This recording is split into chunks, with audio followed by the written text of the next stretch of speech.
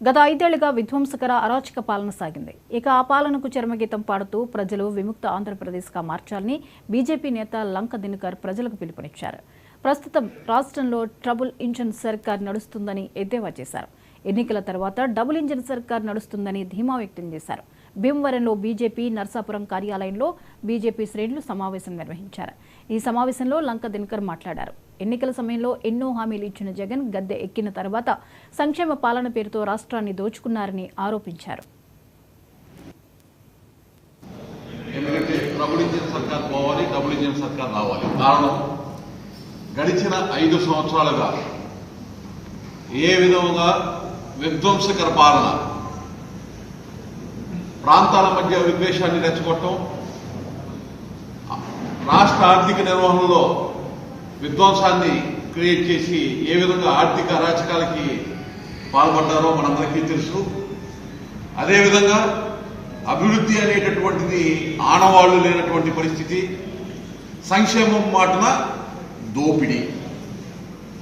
ఈ యొక్క పాలనని చరమగీతం పాడాల్సినటువంటి అవసరం ఉంది రాష్ట్రంలో అనేటటువంటి అంశాన్ని తెలియజేస్తూ, ముఖ్యంగా వికసిత భారత్ ఏదైతే ఒక సంకల్పం నరేంద్ర మోడీ గారి ఉందో, ఆయన ఆంధ్రప్రదేశ్లో ఎన్నికల సంబంధించినటువంటి మొదటి సమావేశంలో వికసిత ఆంధ్రప్రదేశ్ అనేటటువంటి లక్ష్యంతో పనిచేయాలి. వికసిత భారత సంకల్పం సంపూర్తి అయ్యేది వికసిత ఆంధ్రతోటే.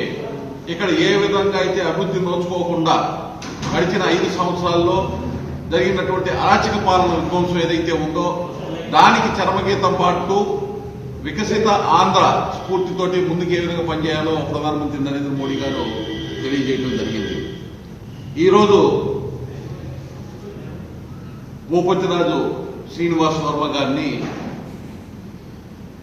తెలుగుదేశం పార్టీ మరియు జనసేన మిత్రపక్షాలు బలపరిచినటువంటి భారతీయ జనతా పార్టీ అభ్యర్థిగా, ఎంపీ అభ్యర్థిగా నరసాపురం నుంచి వారు పోటీ చేస్తా ఉన్నారు.